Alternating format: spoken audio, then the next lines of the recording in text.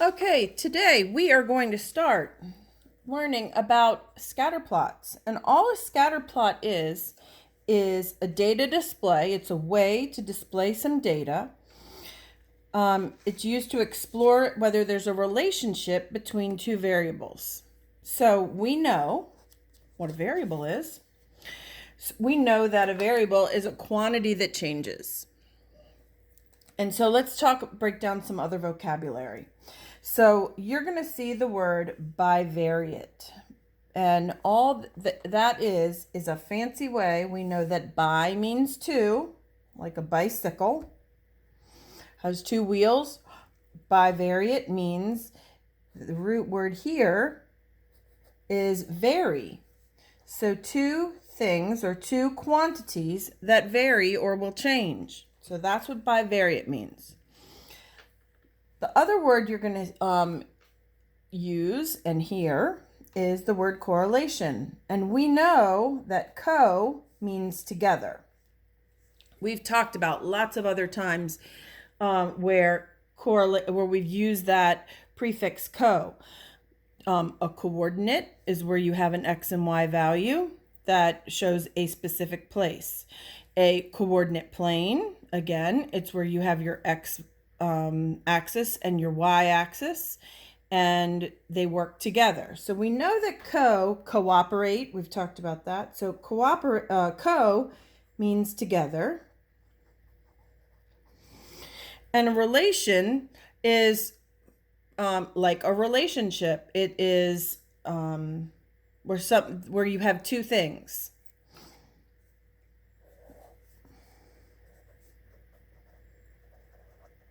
And so a correlation means that you have these two things that work together. All right. And so what we're going to be doing is using scatter plots as a way to show whether bivariate data has a correlation. We're looking to see whether these two variables, do they depend on one another? Does one affect the other? Okay. So let's start with our notes. So we know that a scatter plot is a data display that we use to show whether there's a relationship or not. All right, so I'm going to grab a better pen here. All right, the first way, and if you remember from Pi Day, right before we left school, it was our last day there at school, we made a scatter plot. And we made a scatter plot to see if there was a relationship between the circumference of a circle, the diameter and the circumference of a circle. And we found that the slope of that line was a little bit more than 3 or 3.14. So we talked about at that point that there was a positive correlation. And that's because as the diameter got longer, the circumference also got longer. In this case, this shows a positive correlation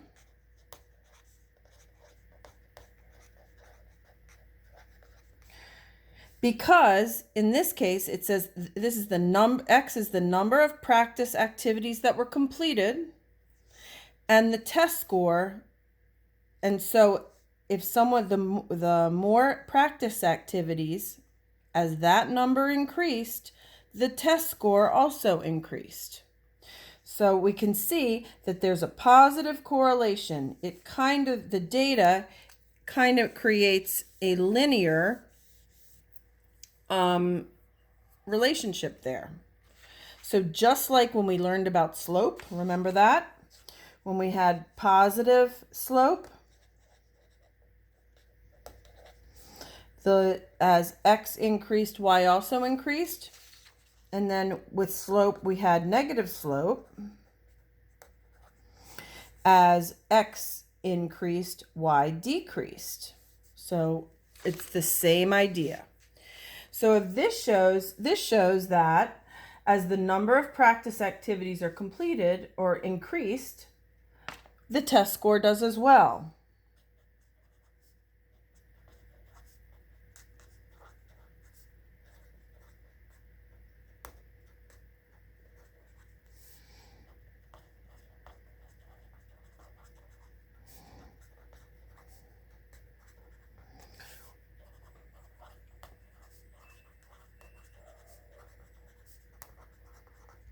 Okay. In this case,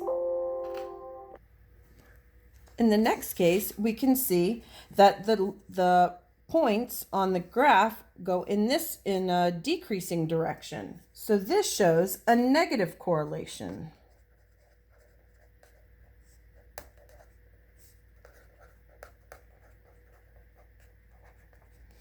And a negative correlation shows, in this case, this is as the minutes were spent studying increased, the number of errors that were made decreased. So I'm just going to summarize that here. Whoop.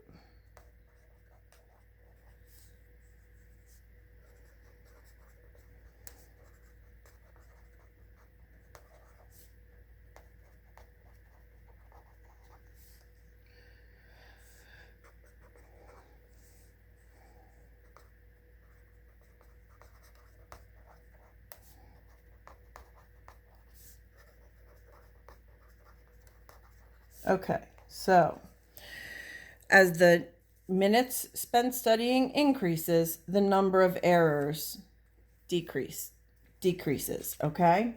And that makes sense in this situation. Let's look at this example.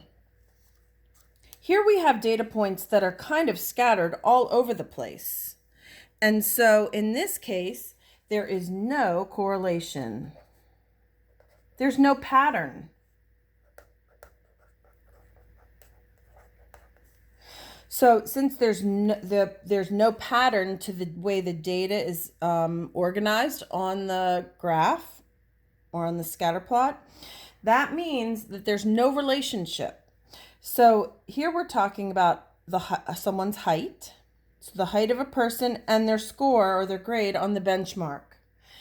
That means that how tall or short you are has no effect on how well you do on a test. So that makes sense. So here we'll say there is no relationship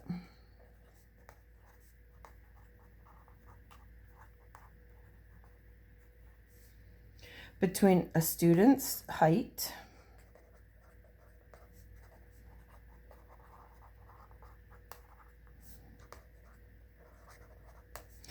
and his or her score on the benchmark test. Okay, so let's think about these three examples for a second. So since we see that there's a positive correlation here in terms of the number of practice activities in the test score, if I said that a student completed this many practice activities, we could take a guess and put a point up here based on the prediction or the way this data is organized. We might say that the point it would happen there. So we could add, based on what we can see by this data, we could look at this trend and put some more points on the data to help us make predictions, okay? Likewise, if somebody spent 0 minutes studying, we could say that they're probably, most likely, going to make their errors could end up here. Could it end up here? Of course.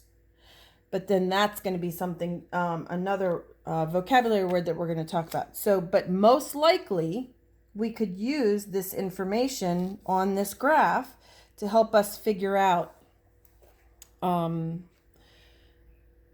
make predictions. And that's exactly what a scatter plot is intended to do, okay?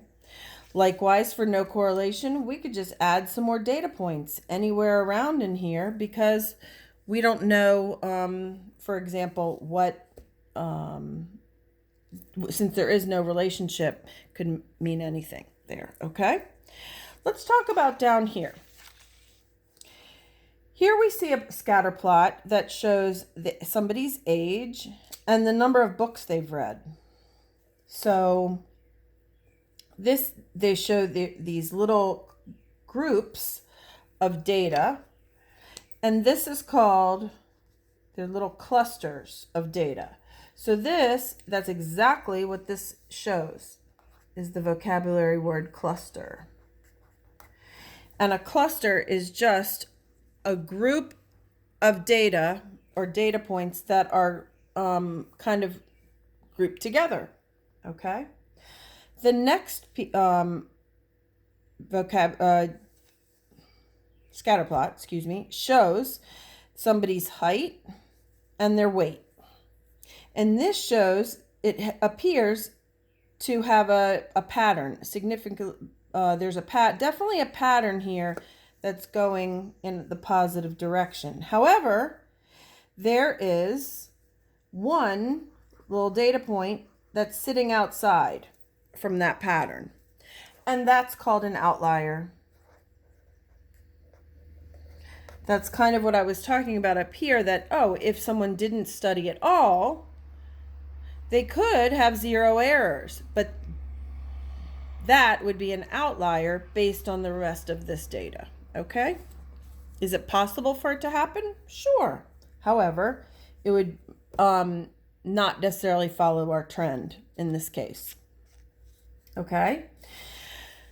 The next scatter plot shows us these points that all kind of create a line. And that's what we've been dealing with a lot this year in 8th grade, is this idea that there's a linear relationship. In other words, it's when data seems to make a line. It creates a pattern where it makes a straight line. Okay?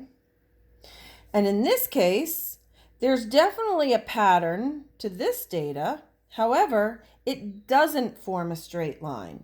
So this pattern is nonlinear.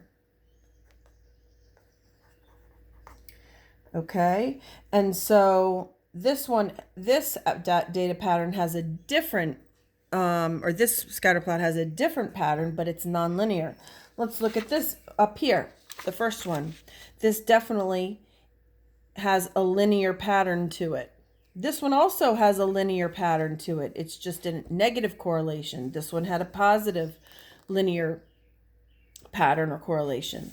In this case, this one is nonlinear, or there is no correlation, so it is not linear at all. Okay, so linear means that that it kind of creates the data points have a pattern where that's a straight line. Okay, and again, this one is not a straight line. All right, so that pretty much sums up what we're going to be working on. And so tomorrow you will get some practice using an activity on Desmos, where you're going to be looking at some different scatter plots to see what type of, whether they have a correlation or not, and whether they are linear or not. Okay? Have a great day.